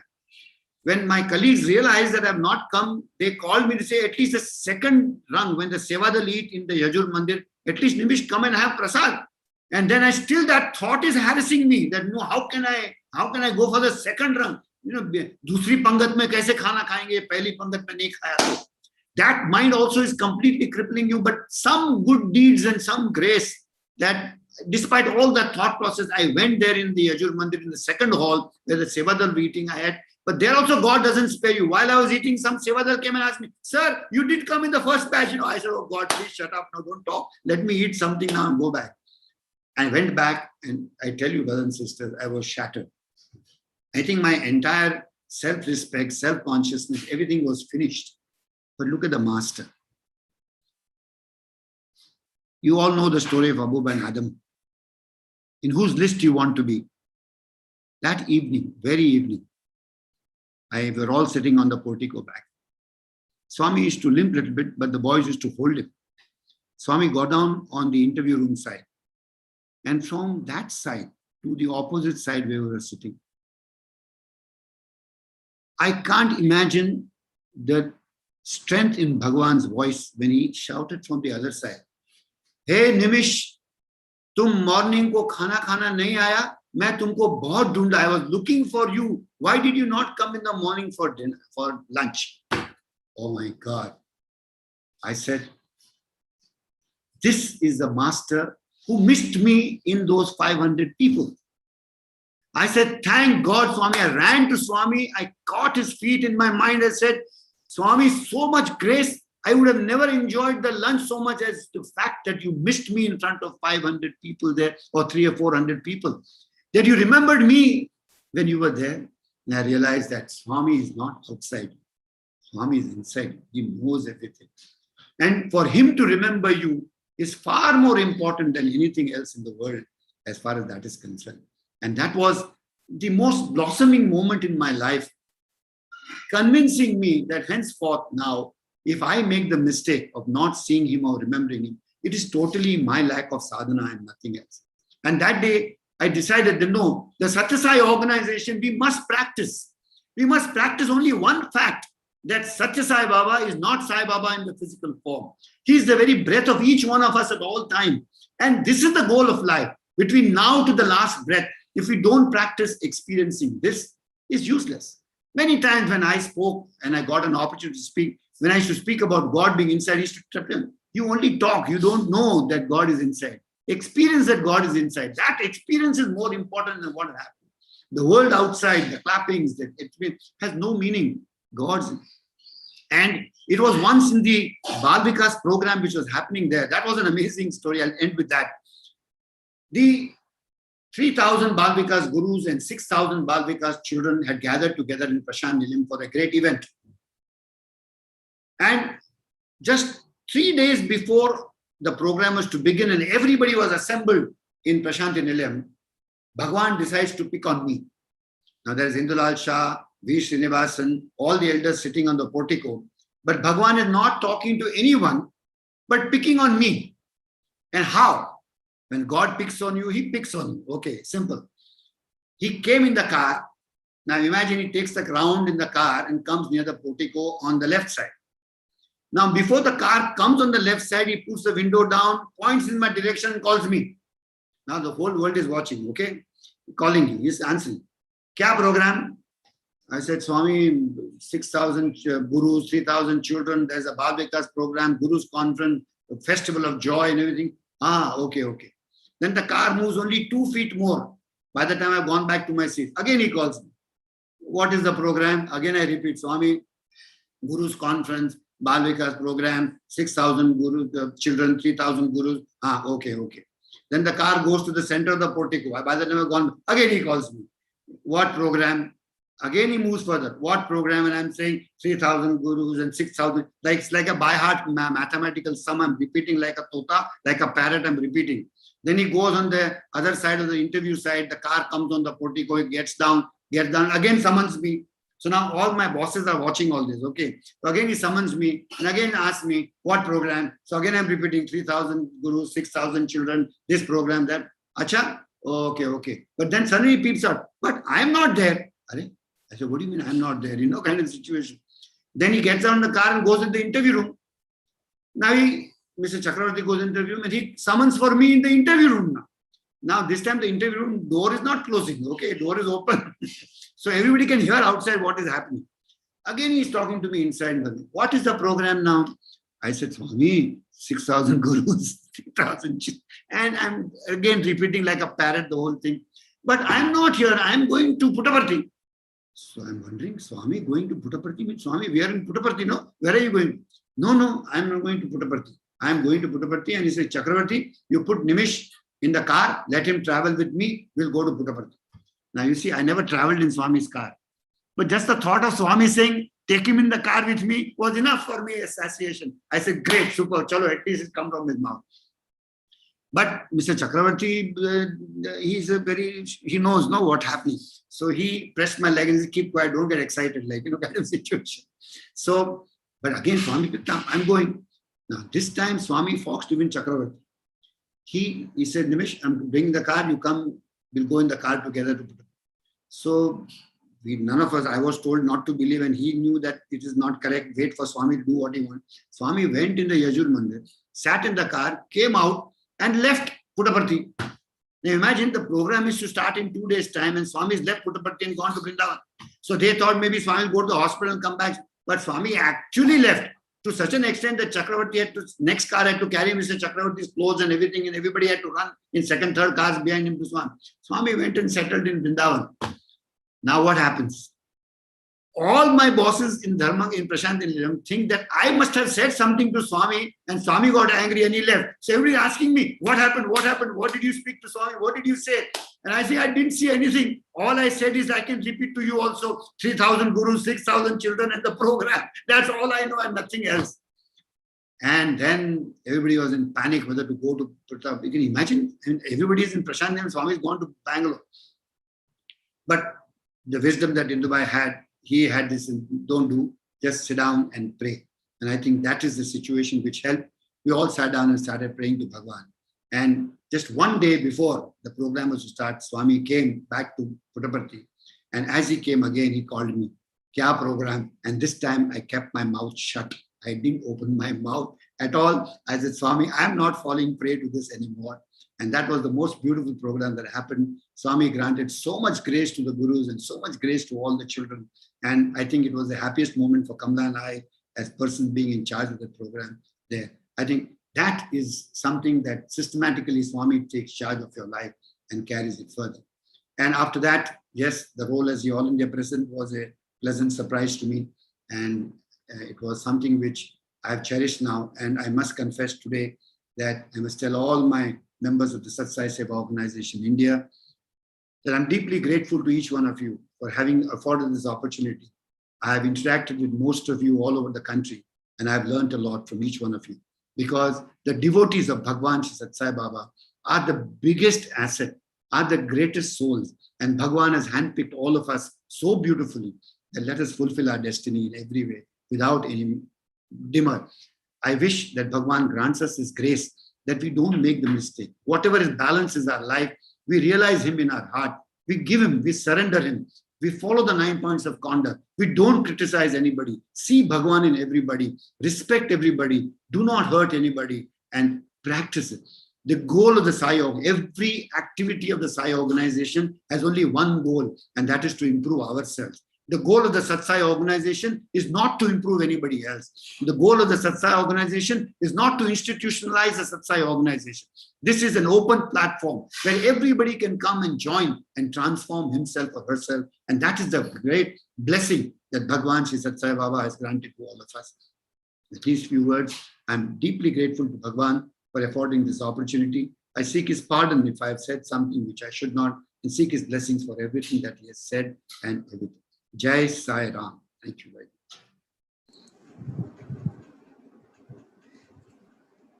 Loving Sai Ram's Nimish Uncle for sharing so beautifully some of the important episodes of your life.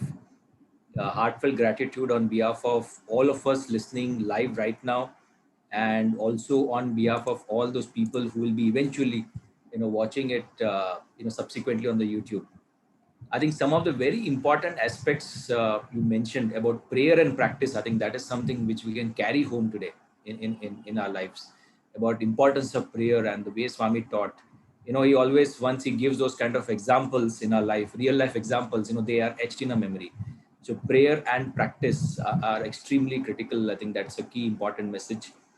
Also very important part, in fact, right from the beginning, as you were speaking about, in fact, we discussed before the session also, Swami is actually like a sculptor, and he was literally chiseling every aspect of your life so beautifully, right from your education to your dramatics, to your family, to marriage, to career. I think every aspect, Bhagwan is kind of, chiseling and actually made you. So in that sense, if I'll not be wrong in saying that you are actually product of Swami in completeness in all aspects of life. And Bhagwan actually took a personal interest in shaping what we see as Nimish Pandya today for all of us. And, the way important, the drama itself, most of the Bal Vikas children in Mumbai actually got opportunity to introduce to Swami through dramatics. and to drama, the Balvika's drama and the Ashadi program. And that is precisely the platform which even it started from, you know, the way Bhagwan chose you, you know, in the very first instance to get introduced to and be close to Bhagwan. And you got some wonderful mentors in the form of, Indulal Shah and also V. Srinivasan. But at the same time, Bhagwan gives that important message for all of us that Swami is the only true friend and nobody else. I think most of us don't remember this. We take it easy. But I think this is a big message for all the youth, especially youth, because Swami always says ABC of life is always avoid bad company. And that is the key message, another one that we drive home today, about choosing Bhagwan as the best friend. I think another important message is in extension of this friendship is Bhagwan as a friend is not just a physical form, but he lives in our hearts. And that is an eternal friend, eternal charioteer of our lives, which Bhagwan nicely says of Sanatan Sarathi.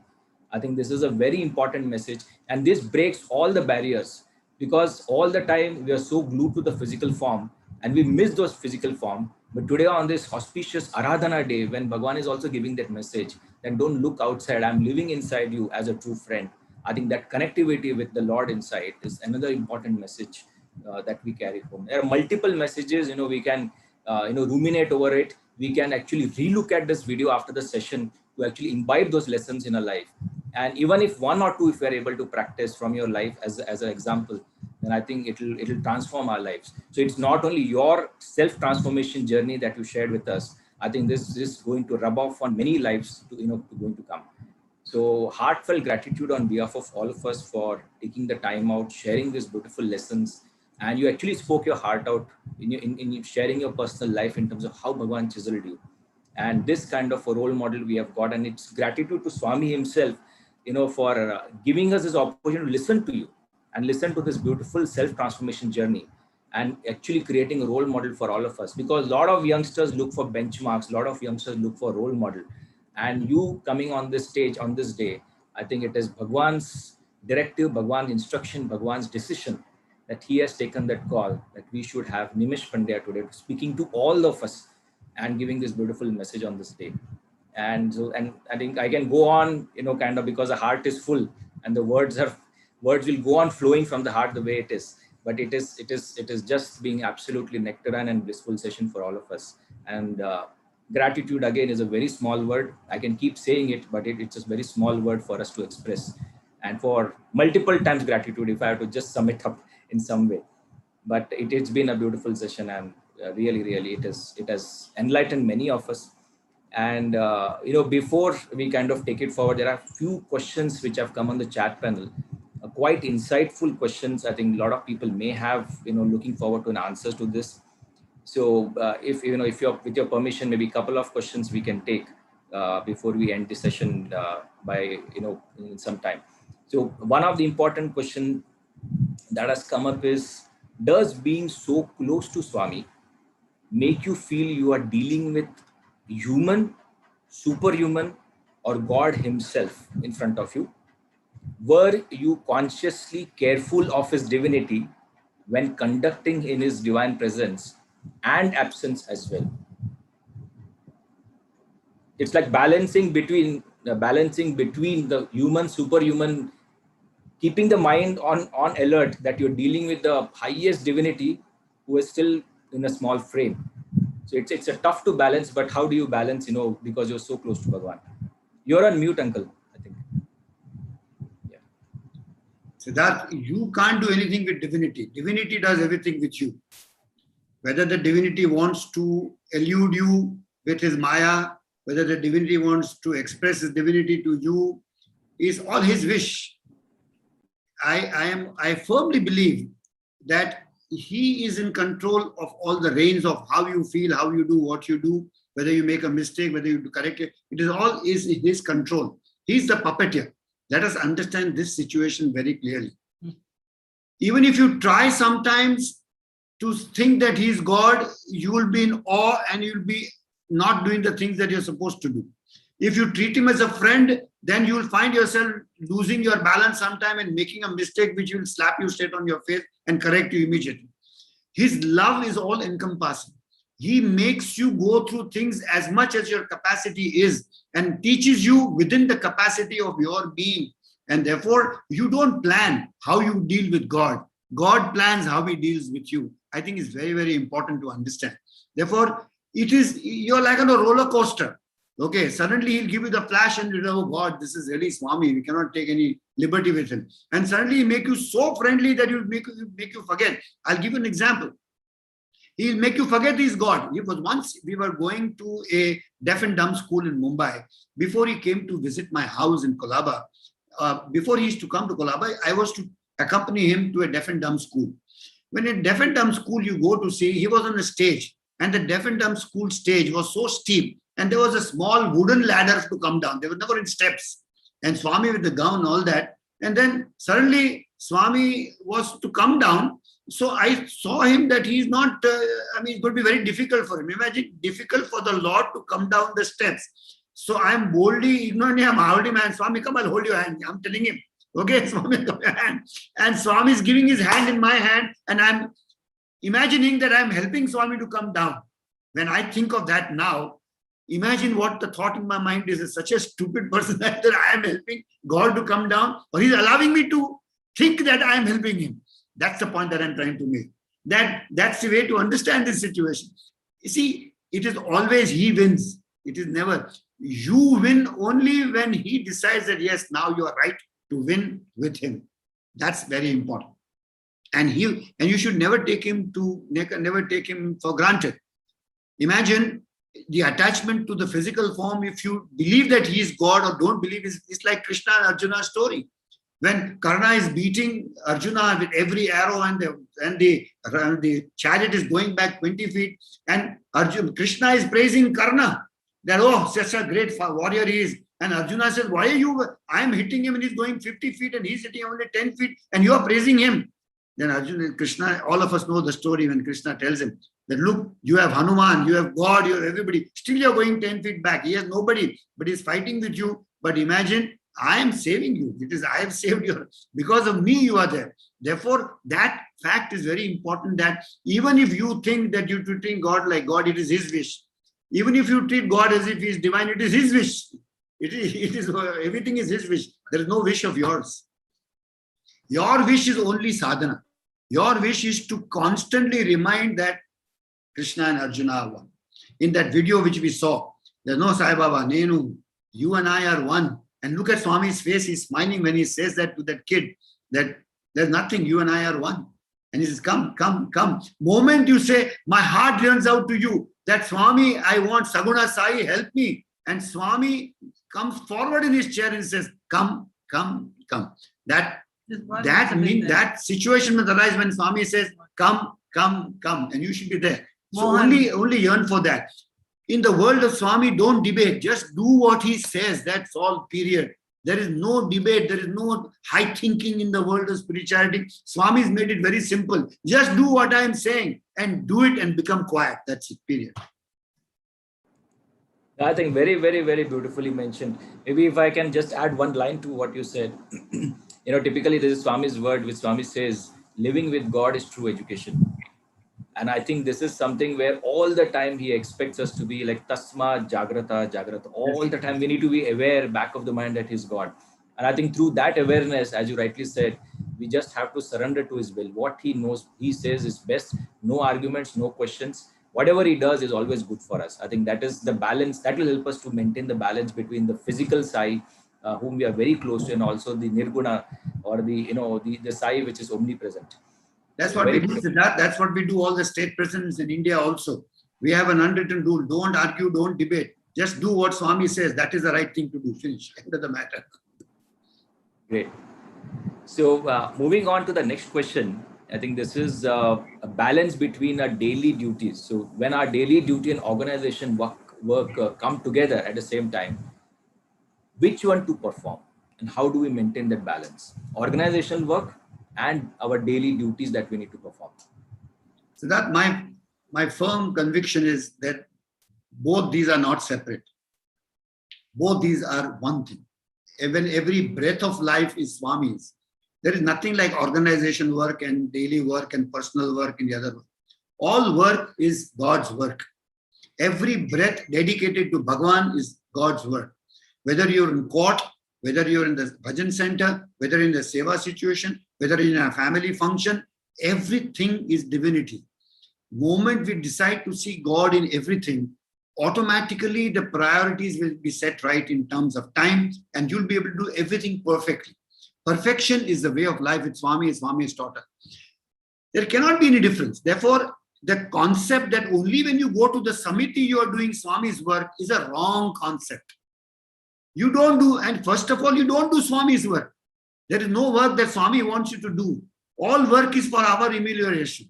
Therefore, finding time is our amelioration. How we find time to eat, how we find time to see a movie, how we find time to go and play a game, how we find time to go to a gym. It's our decision to find time.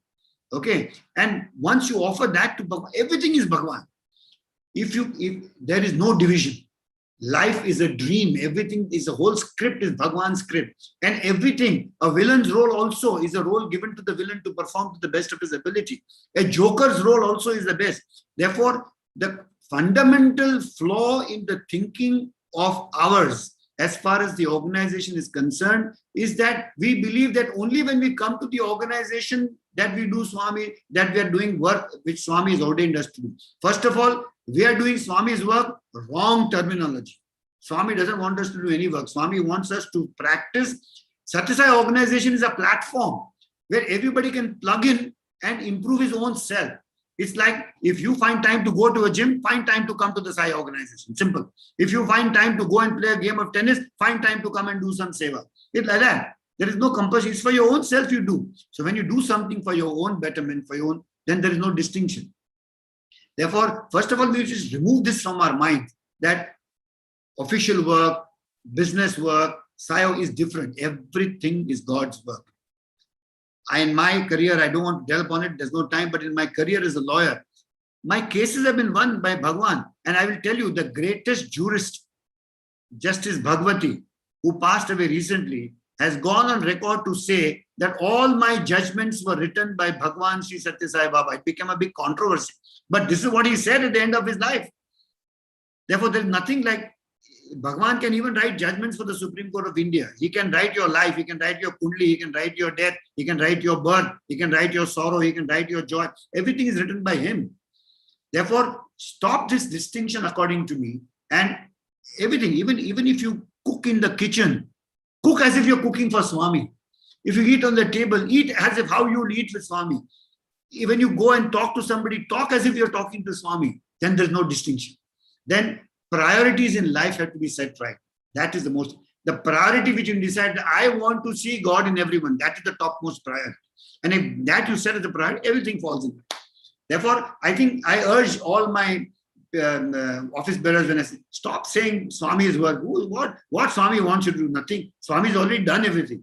As I recall my first interview, I've already planned your life. Just sit back and enjoy what's happening. And I remember Dr. K.K. Mistry, our trustee, when Swami used to tell him, I've given you birth to enjoy yourself and be happy. Don't be sorry. Enjoy yourself, be blissful, be balanced, and make yourself happy. I never gave birth to you and brought you on the earth to suffer. Even if you suffer, be happy. Even if there is a negative, be happy. Be always blissful joy. Now, therefore, this question, we must abandon this question. There's no difference between anything.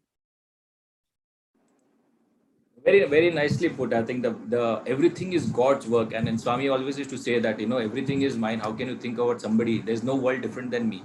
And Bhagwan's words very clearly come out echoing from the answer that you have provided. And I think this is not just for organization. I think for all of us, we always have this internal tussle, physical, material, and spiritual. But I think that has to be demolished. Everything is spiritual, everything is divine, everything is Bhagwan's. I think that's another important message. I think whoever has asked this question, thanks to that person for asking this question and helping all of us to get that clarity from you. Swami said on discourse, the eyes that you see through are mine. The sound that you hear is mine. The word that is everything is me. It's a question of distinction. There's no distinction. If I can add also one line to what you said, it's not just your life. The moment Bhagwan has handpicked each and every devotee in his mission, our lives are designed by him. And we have to be rest assured that it is his life. He decides what he wants to do with us. We have to just sit back and enjoy the divine drama that is there for us. So I think amazing answer. Thank you very much for that. One last question. I think we are past 8 o'clock. One last question is a very simple question, but a very deep one. How do you keep equanimity in this crazy pandemic times? Yes, I think what I cannot claim that I've achieved equanimity in no sense, but my practice in that direction has been one message of Bhagwan, which has touched my heart very much right from my inception. In fact, that was the first photograph of Bhagwan that came to my house, which had a quotation there, which says, forget all the harm that others have done to you immediately. Forget all the good that you've done to others immediately and accept. Kabul, Kabul, Kabul. Accept everything in life as his wish and surrender to his will.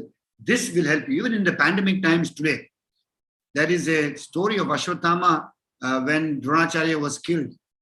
And Ashwatthama was very angry and he releases that particular astra which can kill the entire Pandava clan and Pandava army. And what instruction did Bhagwan give to the Pandava army? He says, this arrow which he has let loose can destroy everybody. I want you to leave all your arms, put it down, and take out even the thought of war, because it will kill, this arrow will kill anybody who even has a thought of war. Therefore, right now, instead of panicking, instead of creating thoughts, debates, what is necessary is to completely go quiet, have no thought of panic, and surrender to God. And therefore, we urge people to do jap, tap, dhyan, because we don't want to participate in this fear-mongering into this thought. Yad bhavam tad bhavati. If all the lakhs of Sai devotees start praying together, which we have urged yesterday also, I've requested that we restart the Japam from 9 to 9:15 every night. Let's focus on Japam. This is what Krishna told the entire Pandava clan in the Mahabharata. And that's the time to remember this lesson again. Don't debate, don't fear, don't try and panic. Just give up, just stay put. And the lockdown is to stay put and think of God. The lockdown is meant for that purpose, not for anything else. I think this is probably the most powerful answer in recent times that we have heard, because this is a very, not just crazy pandemic, it's a crazy times. And there is a mind which adds, works like a mad monkey, which gets lost into all kinds of news and everything else. But I think this is a very powerful answer you said, that moment you think of God, and God belongs to a very high energy levels. Whereas a corona pandemic is at a very low energy level. It will not impact anybody who is all the time in communion with God. I think this is a very beautiful message that you have, I think, given to all of us. I think with this, we will end the session, but heartfelt gratitude to you again for, beautiful answers. I think a lot of, this kind of a session is not one-time listening. All of us definitely will go back, listen 2-3 times, absorb it, make notes out of it, try and practice it, make schedule about it. I think it's a great study class, if I can say, a satsang cum study class for all of us, for us to imbibe these lessons in our life. Before we conclude, there are 2 things which I left. One is would request Brother Venkatesh Iyer, who's a very senior alumnus, who is also on the call, and he's also the trustee of Sathya Sai Trust Maharashtra, to share on behalf of the entire alumni group, to share some of his thoughts. And after which, we'll have a very short video of Bhagwan's message for all of us, since it's an occasion also of Aradhana Mahotsavam. And after that, we will end the session. So would request Brother Venkatesh to share his thoughts. Sai Ram. Sai Ram to all sisters and brothers. First of all, thank you, Siddharth, Jayashankar, and the Samarpan team for your continued dedication in getting the entire Sai family connected through these satsangs, especially during these difficult times of COVID. You can't imagine the kind of service you're doing by, charging all of us continuously throughout this pandemic season for, getting back. We always say that, when we come to Parthi or when we hear about Swami, you get charged. Yes, these are the recharge sessions which are keeping all of us sane in this mad pandemic and this mad world. Thank you, first of all. Secondly, thank you, Nimish Bhai, for giving us a fantastic glimpse of your personal life, professional life, and your life as a part of the Sathya Sai organization. These gives us a lot of insights. These gives us a lot of learnings. And we as alumni, as students of Swami, have been experiencing a lot of these things which you shared, and it was sort of deja vu when we heard you talking. a very quick summary of 3 or 4 points I could take from what you spoke, and I think which is very important for all of us to take home from today's session. One is the importance of prayer. We all think that prayer is just sitting in front of an idol or sitting in front of our altar and thinking about Swami. Yes, of course, that is the ritual part of prayer. I think living life every moment, thinking of Swami and thinking that we are working for him, that is true prayer. And I think that's something this pandemic has really taught us, where we see so many people, getting sick, so many people dying, so many people lives getting devastated, but at the same time, all of us who strongly believe that Swami is in control of our lives, we have so many good things to speak about in this pandemic. And I think all of us, I'm sure every person in the Sai family must only have good things to talk about in this pandemic. I think Swami has only given us, he's given us time, he has given us, he has changed our attitude towards life. He's taught us to be grateful that we are all alive. First of all, we all have, families with us. We all have the grace of Swami, or we are able to celebrate Swami's presence in our life. Those are things which we would have taken for granted had this pandemic not happened. With this pandemic, we learn to value the things that Swami has given us in our life. And thank you so much, Swami, for that. Then one point in Nimish Bhai's very, very casual comment which he made, which Swami made to his father when he was going to Rameshwaram. I think that's something which many of us know it, but we forget it. That, why do you need to go to all these places in the world when you know that your Swami is sitting in, whether in Prashanti Nilayam or in fact even sitting inside you? It's fine. It's very good to go to the temples. It's very good to pray Swami in various idols, but that's really not necessary. And when you have Swami with you, both in Parthi or in your own home, in your altars or in your own heart, you really don't need to do anything more than that. And in fact, I'm reminded of one incident which happened in Parthi, where Swami frequently used to call the final year boys for interview before they left the college. So in one such interview session, one of the boys asked Swami, the boys were encouraged to ask questions to Swami so that he could answer them. One of the boys asked, Swami, you have given so much time to us, so much of yourself to us. So, please guide us. How are we going to transform the world? Swami laughed at him and said, I have not got you here and trained you for transforming the world. You can't transform the world. Let's be clear. You be clear that you can't transform the world. That's my job. You're not here to do my job. You are here to transform yourself, be a better human being, be a better, every aspect of your life, be a better person. That's the only goal that you need to have for yourself. And that's what I have attempted to teach you. Now it's up to you people, how much absorption capacity you have from whatever I have taught. Whether you have learned it or not and are practicing it in life or not, that's up to you, each one of you. And each one of your spiritual sadhana, your goal has to be ultimately merger with God and a stoppage of this cycle of life and death. That should be the goal. So it was a very beautiful, simple, but very powerful statement which was made in that interview room, I think about 30 years back. And Nimish Bhai, also important to internalize, as you were saying, the internalization that you are not the doer and it's God who is the doer. It's so easy to forget that. It's so easy to forget that when people say that, oh, you have done a great job and, congratulations to you. It's so easy to forget that, it was Swami who did it. And had he not been behind us when we did that particular action, we wouldn't be even receiving these congratulations.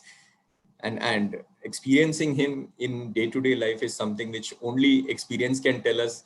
No amount of talking or no amount of sharing can really do anything. It's for each of us to internalize his presence in our life. And therefore, I think this sadhana day, this Aradhana day, which we all used to, in the first 2 years, 2012 and 13, we used to be sort of lamenting, and we used to be thinking that, these are solemn days and sad days of the year.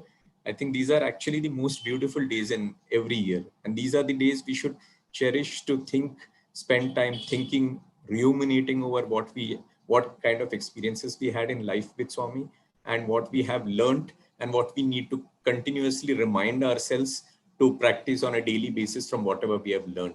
So I think this Aradhana day is a very crucial day in the year for each one of us to rejuvenate ourselves and rededicate ourselves to having our Swami with us in day-to-day life.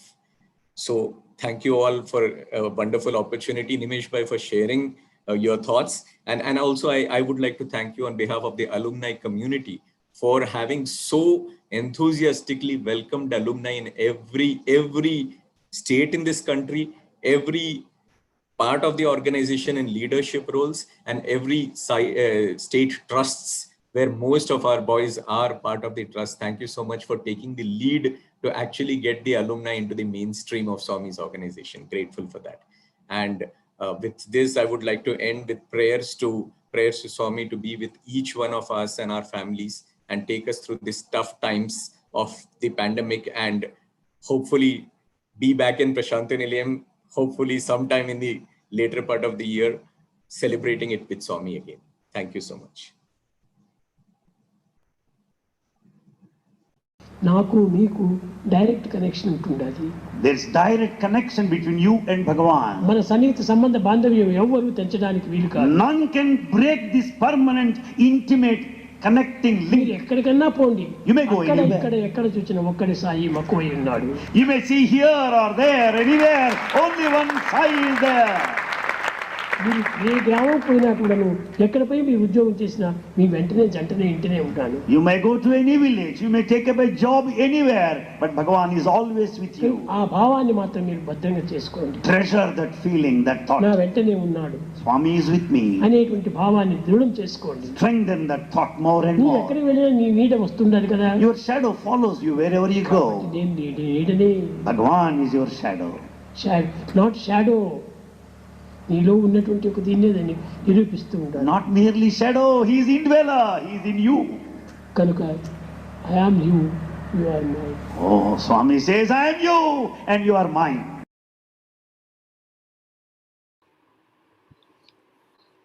We will end today's session with Samasta Loka and Jai Guru. Samasta Loka Sukhino Bhavantu, Samasta Loka Sukhino Bhavantu, Samasta Loka Sukhino Bhavantu. Om Shanti Shanti Shanti. जय बोलो भगवान श्री सत्य साई बाबा